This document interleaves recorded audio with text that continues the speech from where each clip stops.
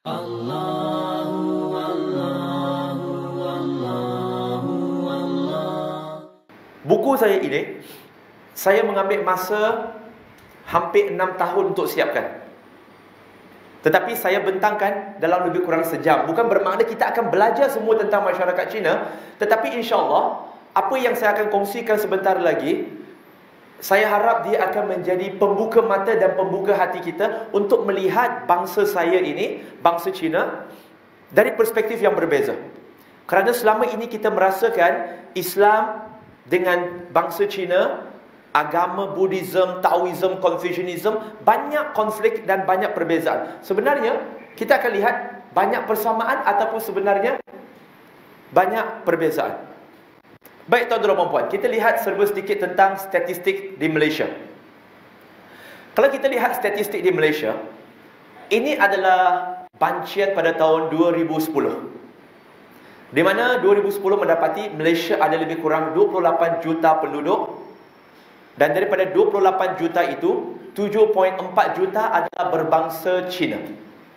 Sekarang, tahun lepas saya cek, ada 31 juta penduduk Malaysia. Naik 3 juta dalam tempoh 9 tahun. Ya, lebih kurang hampir 10%. Naik. Alhamdulillah.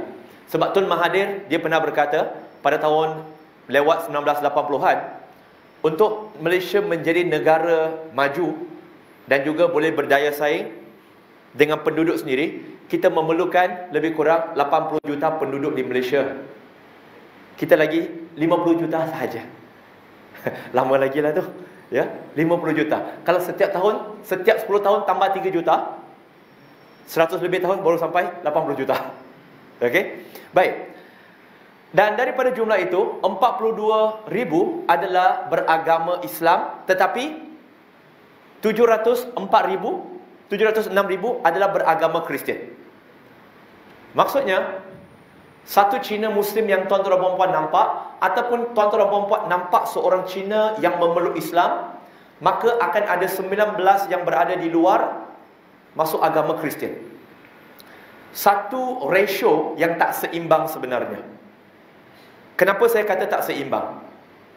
Suka saya bawa kepada sejarah. Dulu, antara subjek yang saya paling tak suka di sekolah adalah sejarah. Tapi lepas memeluk Islam, antara subjek yang saya paling suka adalah sejarah. Tuan-tuan dan puan, ada 3 teori kedatangan Islam ke tanah Melayu 800-900 tahun yang lampau. Ya. Antaranya pedagang dari Arab, India dan juga China. 3 teori ini. Baiklah. Sebab itu, kalau kita baca sejarah kita di Malaysia, batu bersurat yang ada di Kuala Terengganu, yang ada di Terengganu itu, dan di Terengganu, dia asalnya merupakan penempatan Cina Muslim yang terawal di Malaysia. Mungkin ramai kita tak tahu. Sebab itu kalau kita tengok orang di pantai timur, dia ada campur Cina, mata-mata dengan kulit dia sedikit. Sebab kalau orang Melayu, kulitnya sawo matang. Betul? Tapi perasan tak, kalau di sana, di sebelah sana, dia dah campur, kulitnya campur macam Cina-Cina, putih-putih sikit. Ada di kalangan mereka mata sepet-sepet sikit. Okey? Nah, itu antara perkampungan Cina Muslim terawal. Nah, kenapa saya kata tak seimbang? Kerana kalau 3 teori itu, pedagang Arab, India dan Cina, maksudnya bangsa Cina antara yang datang menyebarkan Islam ke tanah Melayu. Cuba kita fikirkan, Cina Muslim yang datang ke tanah Melayu dulu, mereka datang sebagai minoriti, bukannya majoriti. Tetapi bagaimana pedagang Arab, India, Cina ini datang ke tanah Melayu sebagai minoriti, kemudian mereka boleh berdakwah, menyebarkan Islam, sehingga Melayu yang pada waktu itu bukannya beragama Islam, mereka boleh menerima Islam. Dan akhirnya, majoriti Melayu hari ini adalah beragama Islam. Of course ya, hidayah daripada Allah, tetapi tak boleh menafikan asbabnya. Kerana hidayah ada 2 bentuk. Hidayah itu irsyad, iaitu yang manusia boleh tunjukkan kepada orang. Hidayah itu taufiqiyah dari Allah Subhanahu Wa Taala. itu kita tak masuk campur, bukan urusan kita. Tetapi tuan-tuan dan puan, mereka datang sebagai minoriti, boleh kongsikan Islam sehingga majoriti Melayu memeluk Islam. Bagaimana hari ini kita yang beragama Islam, yang majoriti di Malaysia, tidak boleh menyebarkan Islam untuk mereka faham. Bukan sebut memeluk Islam itu hidayah Allah, kerja Allah. Kerana tuan-tuan dan puan, ada satu kajian daripada Profesor Dr. Osman Chua, seorang pensyarah, bekas pensyarah di Universiti Islam Antarabangsa Gombak, Malaysia. Bukunya Preaching to the Non-Muslim Chinese in Malaysia, halaman 62. Banyak kajian dia buat, dan antara yang menarik perhatian saya, yang saya nak kongsi dengan tuan-tuan dan puan adalah, dalam bukunya, kajiannya mendapati 90% responden mengatakan mereka mempunyai sahabat, kenalan yang beragama Islam seperti kita. 90% responden ini kata, tidak ada seorang pun kawan mereka yang beragama Islam itu pernah memperkenalkan kepada mereka tentang Islam. Maksudnya 90% umat Islam tak berdakwah, tak kongsikan Islam kepada kawan-kawan mereka. Sebab itu tuan-tuan dan puan, Islam tak berkembang sangat. Dia pimai-pimai tangtu je. Kita tidak seharusnya melihat mereka yang bukan Muslim ataupun belum Muslim itu sebagai musuh. Tetapi kita perlu melihat mereka sebagai satu peluang dakwah kita yang Allah kurniakan kepada kita. Allah boleh jadikan, dan Allah boleh jadikan mereka lahir di negara lain yang tak ada Muslim langsung, yang mereka tak bertemu dengan Muslim. Kenapa Allah jadikan mereka lahir di tempat Malaysia, dan kemudian Allah jadikan mereka kawan kita, jadikan mereka jiran kita, jadikan mereka sahabat kita? Untuk apa? Supaya mereka ada peluang bertemu dengan Muslim untuk kita sampaikan Islam kepada mereka. Cuba baca surah At-Taubah surah ke-9 ayat ke-6.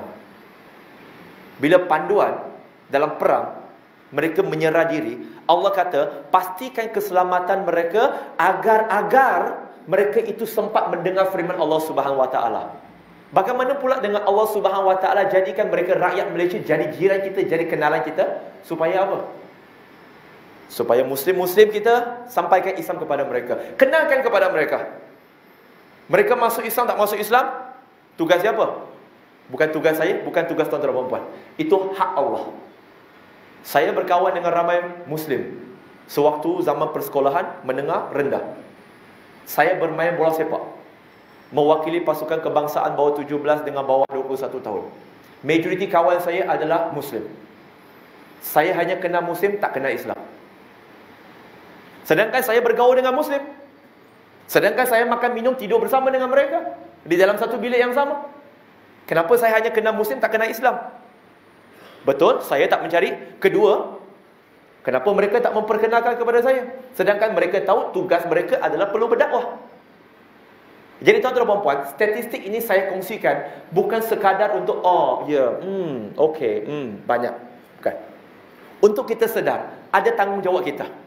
Jangan kita selalu kata, minta maaf, siapa yang kenal saya lama ataupun ikut Facebook, media sosial saya lama akan tahu pendirian saya. Saya bukan seorang yang racist.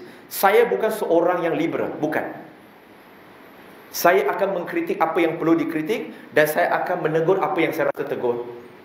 Dan saya tak peduli dari pihak mana. Dari pihak kerajaan, dari pihak pembangkang.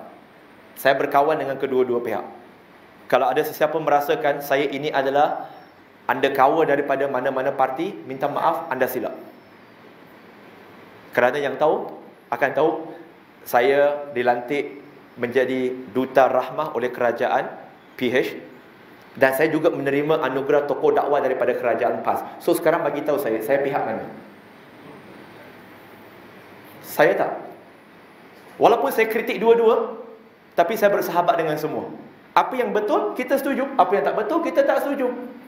Tugas saya hanya nak berdakwah. Saya bukan nak membela bangsa Cina. Bukan.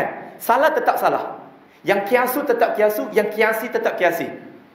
Tapi tuan-tuan dan puan, majoriti mereka di luar, saya boleh katakan mereka tak tahu menahu tentang Islam, melainkan apa yang media bagi tahu kepada mereka. Mereka tahu tentang Islam bukan daripada mulut orang Islam, bukan sumber daripada wahyu Al-Quran dan Sunnah. Tetapi kita yang kena bagi tahu kepada mereka. Allah